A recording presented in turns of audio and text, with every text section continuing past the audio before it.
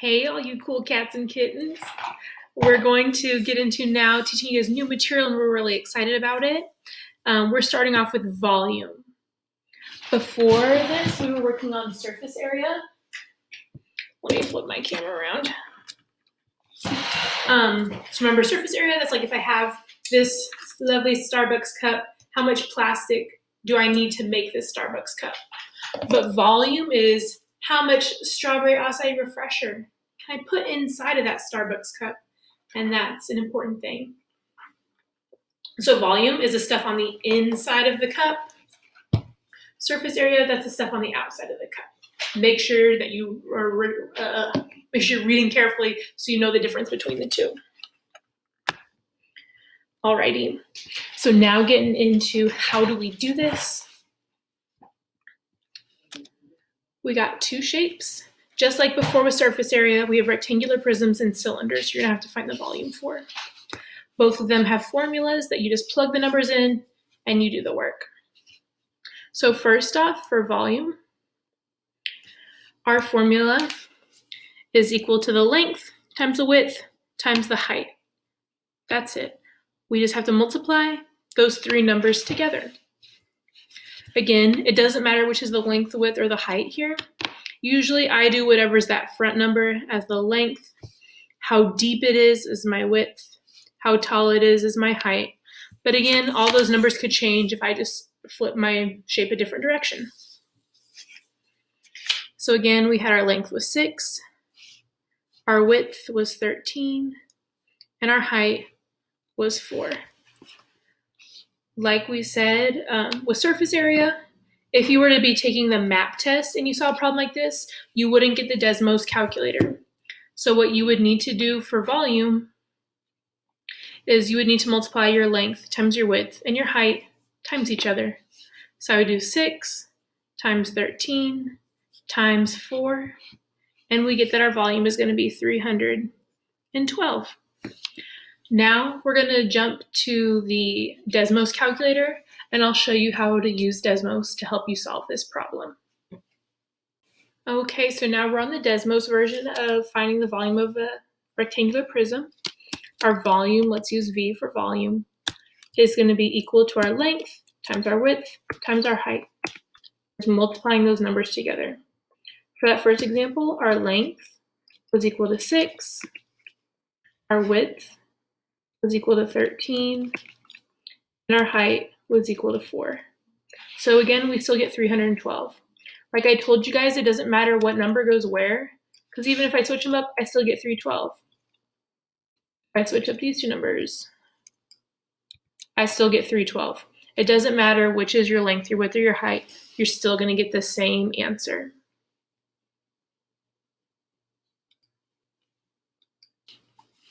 Now we want to move on to the volume of a cylinder, which is kind of like the cup that I was showing you with the Starbucks.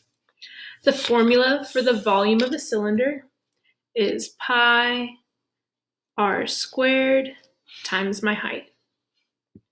In case you forgot, for the number pi, we want to use the number 3.14 to represent pi, and our radius is halfway across a circle. So on this picture here, I see halfway across my circle, that's 5 yards. That's going to be my radius. This 11 yards, how tall it is, that's going to be my height. Sometimes on a picture, instead of giving you the radius, just half of it, they'll give you the whole way across, and that's called the diameter. If they give me the diameter, but I want to find my radius, I take the diameter and divide it by 2, and that will give me my radius. So here, like we said, our radius was 5, our height was 11. Again, first, we want to solve this. If we had just a regular calculator, if we didn't have Desmos, like if we're taking the map test. So I need to go back to my calculator, use my formula, So we have pi, which is 3.14, times our radius squared. Our radius is 5, so our radius squared would be 5 times 5, because the number up top, that's how many times I multiply that base number times itself. So I'd have to do 3.14 times 5 times 5 times my height, which is again 11.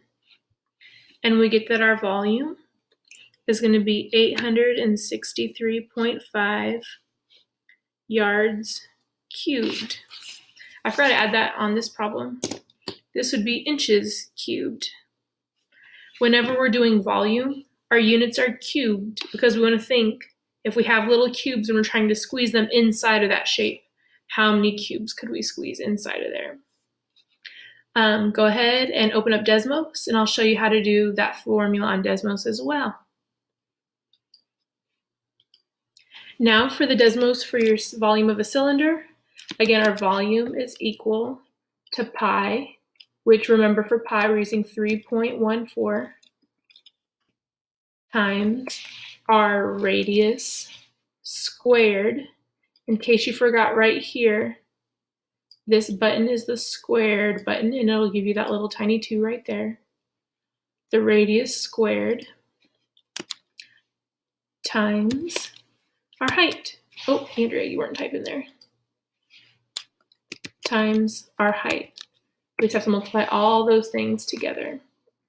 So our radius, we said, was equal to 5 halfway across the circle, and our height was equal to 11.